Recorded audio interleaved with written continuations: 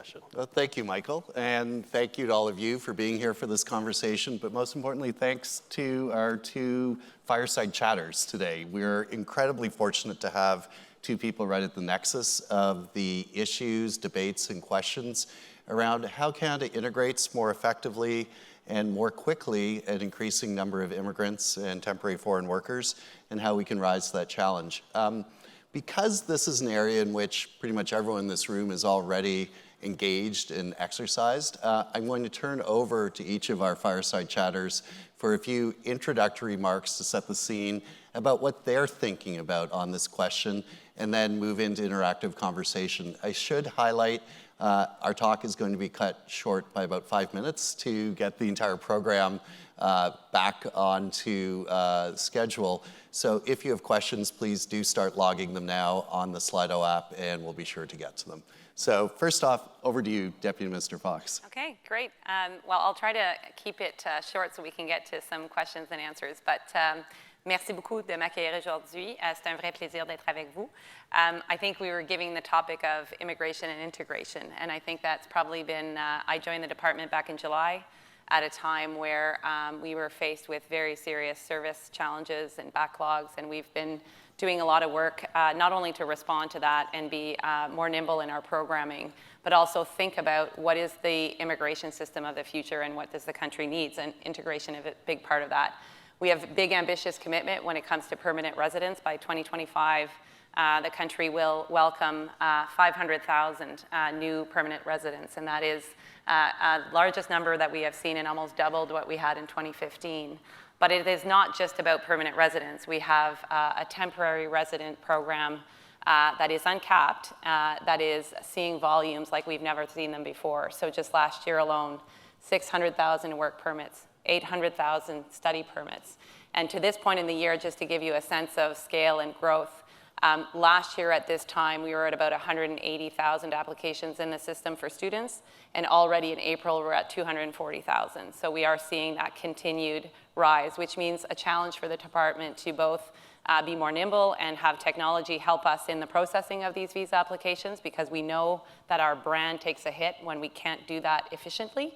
But also it's about to kind of take a look at some of the system challenges, the integrity of the system, and trying to think about what are the models that we want to see to ensure that students are protected in their pathways to Canada. And then of course, looking at the legislation to say, you know, right now, if you apply to be an international student in this country, one of the questions you will be asked is, will you leave when your studies are done? And if the officer is not convinced that you will leave, your visa will be denied. And I think at the end of the day, we want international students to stay. We want to have a facilitative process. And so we need to think about the core changes to not just the department's culture, but the legislation that guides its behaviors. And I think that's been a big focal point for us. But when I think about integration, I want to make a few points for you to consider. You know, migration is driving 100% of our population growth in this country. 1 in 4 people in Canada in 2021 were immigrants. That is the highest in the G7. We've got you know, a situation where 50 years ago, for every 7 workers, there was 1 retiree. And right now we're at 3 workers for each retiree. And in Atlantic Canada, we're at 2 workers for 1 retiree. So we really have to think about immigration. And in fact, as part of our kind of cross-country dialogue, someone said to me that immigration is actually the country's biggest economic program. And I think I would agree with that, because it is about the future of where we want to go. And so when we think about integration, I think I would say a few things. I think we have to think about what are the metrics of success? What do we measure as success when it comes to integration and outcomes of newcomers to this country? We have to think about a whole of society approach, and we've really tried to think about that. I think at the federal level, we have to think about what is a better way across the federal family to think about immigration in the context of top talent, in the context of housing and other infrastructure needs. Right now, when we present our levels plan year to year in government, we do so in coordination and consultation with CBSA. That is what sort of the legislative process is. I would argue that we have to go well beyond that to other government departments, to other levels of governments, which we do, but probably can do more actively. And maybe because of my previous role at Indigenous Services Canada, I think we have to start engaging First Nations, Canada's First Peoples, in what our immigration levels should be as a country, and we have a responsibility to do that. I think we have to think about regional immigration. C'est un des plus grands défis, c'est d'essayer de populer les gens dans les régions de notre pays. Il y a des énormes opportunités, mais les mesures de succès et le taux de rétention fait en sorte qu'il n'y a peut-être pas les services nécessaires afin de vraiment maximiser l'immigration régionale ainsi que l'immigration francophone.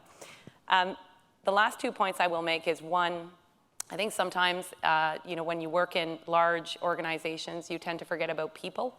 And I think that sometimes our department gets caught in that. We talk about lines of business, we talk about processing, we talk about volumes, and we cannot forget to talk about people, whether it's a refugee, an asylum seeker, an economic immigrant, an international student, and always reminding ourselves of that. And also challenging ourselves that you can be in more than one bucket. You can be in refugee and have skills to participate in our labor market. And I think we have to think about the siloed approach that we tend to take in welcoming people. And finally, I would say the department has embarked on what I think is a really exciting time for it. And we've been touring the country to look at what are the immigration changes that we want to see to be more welcoming, to have a better system to attract top talent, to look at the anti-racism approaches of the department and see what more we can do from a diversity and inclusion lens, to think about the lessons learned from Syria, Afghanistan, Ukraine, and the government's responses and see if Canada has the right playbook to be on the international scene and step up. We're seeing what's happening in Sudan, and the lessons from those crises are helping us be on the ground and think about what are the best policy tools that we have. And so I think this is a really exciting time for us, and I hope that today's discussion can help maybe articulate and refine what our views are and our advice will be to government around the future of Canada's immigration system. So thank you so much, and I'll turn it over to my panelists. Thank you. So we have an incredible complement of a person at the apex of implementing immigration policy and a person at the apex of studying its impact and its effectiveness. So Professor Banerjee, over to you. Thanks, Brett. So from my perspective, I have to say that when I listen to the Deputy Minister speak and I kind of read about all of the initiatives that are ongoing and really have been initiated for quite some time now, I'm actually really optimistic. So I'm going to start with an optimistic message that I think the Canadian government actually, of late, has done a pretty commendable job of trying to use evidence to determine its policy moves. So I'll give you some examples. So we know that over the past 3 decades or so, through empirical research, that newcomers, even though they have high levels of education, are not necessarily able to find jobs in their fields. And one of the issues there is really credential devaluation, but also the lack of recognition of foreign work experience. And so in response to that, the Canadian government really moved towards two-step immigration, right? So we moved to increasing the numbers of temporary foreign workers and then using that as a pool for actually recruiting permanent immigrants. And so in some ways, I mean, that is evidence-based policymaking. But on the other hand, in addition to that kind of optimistic message, I really want to bring in a lot of concerns. So to me, what I see is that this move towards two-step migration has really been the major policy move that the Canadian government has made in response to the challenges that skilled newcomers face. So it was almost like, well, credentials aren't being recognized, foreign credentials not being recognized, foreign experience is not being recognized, Canadian experience is really holding people back. Well then, let's just move towards letting only those who have already worked or studied or both in Canada become permanent residents. And so, I mean, that has worked to some extent in the sense that two-step migrants do tend to do a little bit better than those who come straight from abroad. But that also brings a lot of major challenges. So we know that the international student system has incredible challenges within it. So when we look at the experiences of students, particularly in the college sector, and I'm not just talking about private colleges, which have often been highlighted in media reports, but even in publicly funded colleges, there's huge challenges in terms of whether those students are actually getting the services and supports that are necessary to, in fact, transition to permanent resident status. And we know only 3 in 10 tend to transition. And even for those who transition, the kind of levels of success that they have. So the question that I'm asking is this kind of move towards two-step migration really the perfect panacea to fix this major issue of immigrants facing barriers in the labor market? And I would say no. So I think that there's a huge gap in terms of integration policies that really, really need to be looked at. So what we've done by moving from a one-step to really a two-step process is that we've moved the burden of responsibility for becoming acculturated to the newcomer completely. So you come as an international student or a foreign worker with no supports, no access to settlement services, and in fact, now you're expected to get that, social capital and language skills and all of those kinds of experiences that employers want before you apply for permanent resident status. And so that's a real shift in our model of migration from what it used to be, which really was a nation-building approach in which the state played a much bigger role in actually helping people to integrate after they landed. So I think that that's my first concern, is that this two-step migration model, although somewhat effective, has really placed a lot of people in a really vulnerable position and has kind of placed the burden of responsibility of integration onto them. So when we look at other options of what could be done, instead of simply saying, well, now we'll just let them in as temporary residents first, I think we really have to look at a much more whole of society approach, as you said. So I'm really heartened to hear you say that. But what does that really mean? So to me, that means bringing in the workplaces, the employers on the ground that are really making the decisions of who gets a job, who gets a promotion, et cetera. So a whole of society approach should not simply mean federal and provincial partnerships and municipal partnerships. I think it also really depends on human beings in workplaces actually being on board to hire newcomers, to understand that they play a really important role in the integration of newcomers. So this is not a one-way street. This is truly a two-way street in which both the newcomer and Canadian society has to meet in the middle. So I'll stop there, maybe. Well, those remarks dovetail nicely with one another, and I'm going to go right to some of the questions that are coming in from the app. Please keep logging them here. There's a question around the federal government, provinces, and municipalities, how they can work together to create that whole of society approach. Deputy Minister Fox, given your background in intergovernmental relations, you seem incredibly well positioned to think about where are the ways in which those three levels can work together better to create that whole society approach to integration? Absolutely. I think, I smile because obviously intergovernmental affairs is not always an easy landscape. And I think that generally when people come to the table, they come with their interest and they come about sometimes jurisdictional battles, I would say. But I actually think that there's space for us to do better on immigration when it comes to intergovernmental affairs. And I think we're starting to see more of that. I think traditionally, Canada has, I think there's an important role that Canada has to play in maintaining the security and safety of Canadians and making determinations on admissibility, et cetera. I think that's a vital piece of our role. However, I do think sometimes there's probably a loosening of duplication that we could do on our side. There's a lot of work that the provinces do through the provincial nominee program to find workers, to have kind of programs to match them with employers. And perhaps we can look at streamlining that system so that we're not duplicating each other's work, which at the end of the day just means more delays for the individual trying to come to this country. So I think the dynamic between the federal, provincial, and municipal governments to a certain extent has to include a bit of give and take, collaboration, and finding solutions to key issues. And I think there's good examples of that. I would use Atlantic Canada as a good example of that. The Atlantic immigration pilot, which turned into a permanent program, I think has fundamentally shifted population growth, retention strategies, pathways for international students to stay in the Atlantic provinces, businesses who now have a better appreciation of what it means to be a welcoming business.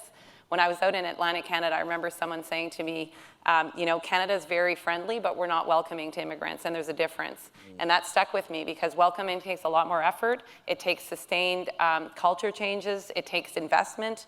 And I think communities need to do that, businesses need to do that, and governments has to set the environments for them to be able to do that. So I do think there are tensions, and I think sometimes those are healthy tensions because, you know, I get asked a lot by my provincial colleagues, why don't you just give me more space in my provincial nominee program and you can just kind of step away? And I think there's a balance between, you know, the federal government having a responsibility to think about how do we link immigration and talent recruitment to our industrial strategy, what are the kind of levers that we have, and then how do we work with provinces who do know best what their regional needs are. And I think that there's a way that we can continue to make those improvements. But the Atlantic immigration program, some of the work that was done on the asylum situation, we saw 90,000 asylum seekers in this country last year, and a lot of people coming through Roxham Road. And that created a vulnerability, it created pressures in Montreal. And again, other provinces, Ontario, Atlantic provinces stepped up and said, we want to help, how can we work with you? How can we actually try to identify skill sets to some of the labor market needs of the country? So I think putting hard issues on the table, compromising, finding solutions is the best approach when you're at an IGA table, for sure. Mm-hmm. That makes a lot of sense. Professor Banerjee, on that smoothing of integration on the two-step process, is there a particular coordination effort that the different levels of government need to make, or is it more of a civil society approach that needs to be adopted? I mean, I absolutely think that I agree in terms of different levels of government, but I think the missing piece here is the civil society piece that I think really needs to be much better integrated into the entire process. We just had a report come out from Statistics Canada that showed that high-skilled immigrants, a third of them still have low-skilled jobs. We know that even when newcomers find a job within their field, they tend to earn 20% to 30% less than their Canadian-born counterparts. So the problems of immigrant disadvantage have not been solved. And so I guess my message is that, I'm still concerned that now we're going to have these much bigger numbers of people coming in, and yet the challenges have not been solved. And I think it's really heartening that we're talking about this, that we're really trying to work on this. But I think the missing piece that needs to be brought in is the private sector that really, really needs to also play a vital role in getting newcomers integrated, and as well as the post-secondary sector. Well, a key part of that immigrant disadvantage that you mentioned is the recognition of credentials and experience abroad. And some of that is a public policy question, some of that is a professional association question and an employer question. So, when you think about the private sector there, what can we do to integrate them in a strategy and effort to truly get that decades-old problem resolved, which is just becoming more acute? Yeah, so very recently there was a comparison between Australia and Canada, looking at how skilled newcomers are faring in terms of getting jobs in their field, and we're really lagging behind. And so the authors of the report actually found that this coordinated effort between credential recognition agencies, post-secondary institutions, private sector, and the government sector just is not there in a really sort of well-coordinated way. Things happen in silos, things happen in fits and spurts, but not in a very well-organized way that's sustained over time. And so what the report actually found is that Australia's done a better job of doing this in an organized way for a longer period of time, which has actually allowed newcomers as a group to do better. And that's really concerning because we want to be the destination of choice. We do not want to be seen as the country where you come and then you're going to not be able to work in your field. So I think it's very, very important to take that example and just change the kind of level of coordination between the different actors in the process. Like, I know that we've tried to implement a number of initiatives, foreign credential recognition initiatives, and a lot of times they've focused on regulated professions, and that's important, but 80% of occupations in Canada are not regulated. And so the non-regulated areas are often very much under-examined, or the efforts to try and bring those occupations, get those recognized is really, really underdeveloped, I would say.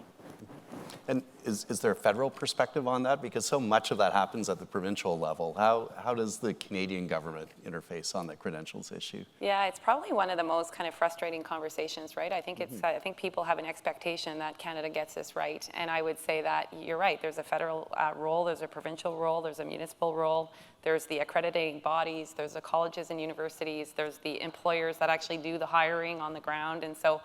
But I would say a few things. First of all, I think within our country, we need to think about, when I was at an Indigenous Services Canada in the midst of COVID, I could not move a federal nurse working on reserve in northern Manitoba to northern Ontario. So mobility of talent within our own borders is something that we have to tackle. And then I would say a couple of things, and I would agree that the regulated sectors are top of mind when we talk about foreign credential recognition, but it's not the only place that we need to focus our efforts. But I think we need to do a little bit more. I will say one of the things I was surprised, when we send an invitation to someone to come through our express entry system to try to apply to be a permanent resident, we actually say right in the invitation that you may have to navigate different rules in different provinces, and if you go here, it may look like that. But just off the front end, we actually kind of put in black and white that it's a really hard system to navigate. So I think rather than do that, we should actually do two things. One, we should start adjusting our system, but we should also start doing a little bit more on the pre-arrival, so that people have a good understanding of what is required, so that if there is upskilling that is required to meet the certification required in this country, that they know what that looks like, that they have pathways to do that. So I think that, again, to your point around whole of society, I think we can get help from colleges and universities in that space. I think they do it now in certain areas of trades. And so I really do think this is a vital time. There's a lot of good work being done on health human resources, but it cannot be limited to that. We need to tackle the whole issue. Mm. And you cited Australia there as a country that's getting a piece of this right around the integration challenges on credentials and placement. Are there other cases of lessons we should be learning from other countries? We like to cite how the rest of the world copies our point system, but where should we be cribbing off other successes? Canada is very proud of its immigration program, and rightfully so. So I think that, we are seen as leaders for a reason.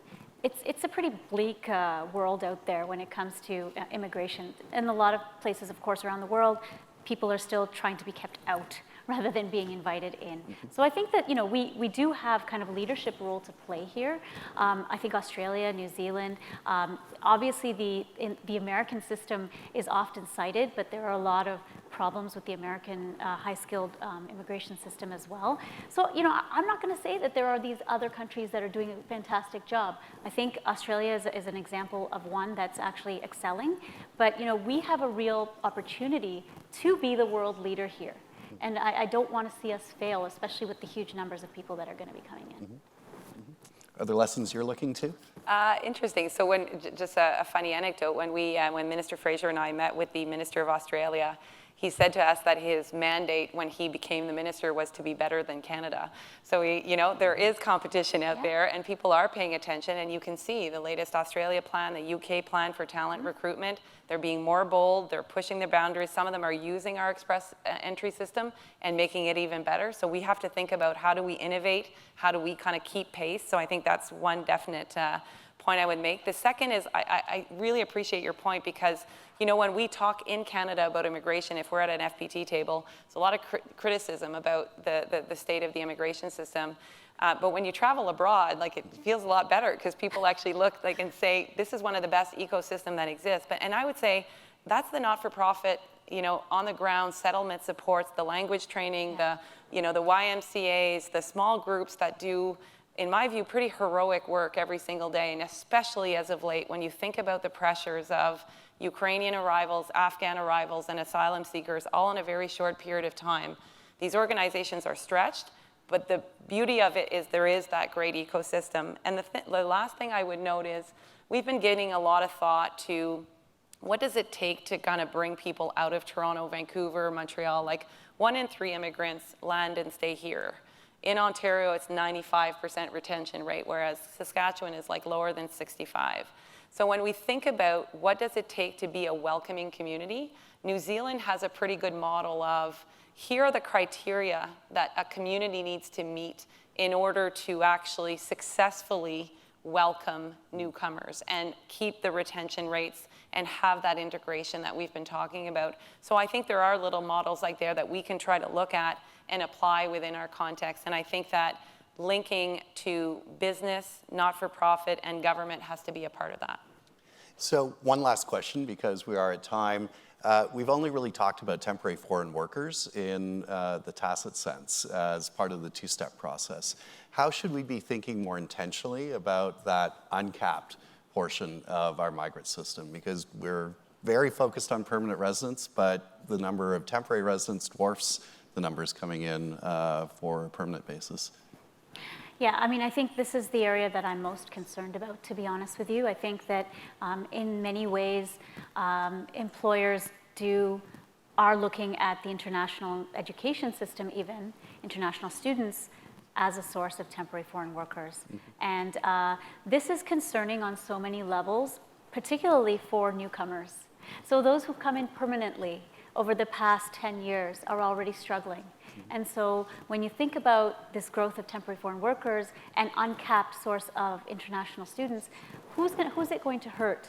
It's going to hurt the newcomers who are already struggling, who are here on a permanent basis. So I think that it is really time to bring in targets and limits in terms of the number of temporary workers that are actually allowed into the country. I don't see why we have targets and limits for permanent residents, but not for temporary residents. I think that's a really, really key move that I think needs to be made. Okay. I definitely agree that we have to reflect on that, and we do see way higher numbers than ever before in the temporary stream of our programming. I think that one of the things that perhaps, if ever you have views about, we'd love to hear more about them, but we're really looking at what are some of the partnerships that can be established to streamline the process. So a trusted institution model for universities and colleges that demonstrate an integrity regime, that demonstrate that they can provide those right supports to students. Maybe that can be uncapped. Whereas if you're a new entry and we're not quite sure exactly of your systems yet, maybe that we need to cap to a certain extent. You could apply that model to trusted businesses. We're applying that model to trusted travelers who have come to Canada repeated amount of times to visit family or friends and have always returned. So maybe the scrutiny needs to be lowered and risk levels need to be increased. So I think this idea of trusted partners in this space is really important. And I do think that we do need to think about pathways. People want to stay when they come, and so what are the pathways that can be established? Just wanted to add another important point here is that, when you think about, sorry, I had a really important point and I've actually lost it. So maybe you can keep going and I'll come back to it because it was a good one. Well, unfortunately, we probably won't be able to come back to it here because we are at time, yeah, but no I'd certainly invite folks to follow up with you or get Twitter. Yeah, absolutely, yeah. But thank you for sharing your perspectives, both from the policy and execution side and on the academic and research side here. I think there's a lot to chew on. Thanks for joining us today. Thank you. Thank you. Thank you.